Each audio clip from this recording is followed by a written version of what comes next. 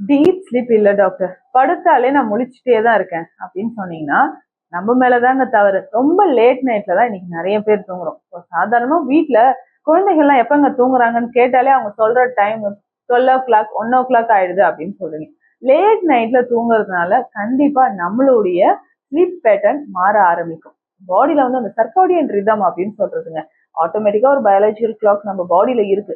அதையும் நம்ம பிரேக் பண்ணிட்டு இந்த மாதிரி தூங்காம இருந்தோம்னா ஹெல்த்துக்கு ரொம்ப ரொம்ப கேடு தரக்கூடிய ஒரு விஷயமா தான் இது இருக்கு. அப்போ நைட்டு தூங்குறதுக்கு அப்படின்னா 7:30 அந்த டைம்ல எல்லாம் டின்னர் முடிச்சிருங்க.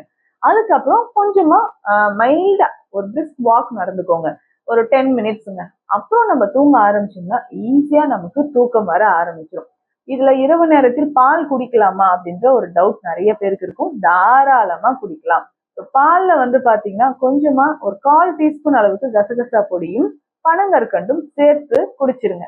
அப்போ நல்லா உங்களுக்கு ஆழ்ந்த உறக்கம் வரும். இந்த மாதிரி ட்ரை பண்ணிட்டே வாங்களேன். உங்களுக்கு உறக்கம் இல்லை அப்படின்னு சொன்னாவே உடல்ல பிளட் பிரஷர், அந்த உடல்ல பித்தம் அதிகரிக்கிறது, கான்ஸ்டிபேஷன், ட்ரை ஸ்கின் வர்றது உங்களுக்கே தெரியும். ரொம்ப டயர்ட்னஸ் ஆகுது, எதுலையுமே கான்சன்ட்ரேட் பண்ண முடியாது.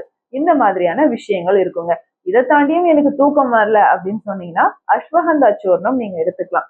ஒரு 1/4 டீஸ்பூன் அளவுக்கு அஸ்வகந்தா சூரணம் பால்ல கலந்து நீங்க குடிச்சிட்டு வாங்களேன். நல்ல ஆழ்ந்த உறக்கம் ஏற்படும். நன்றி.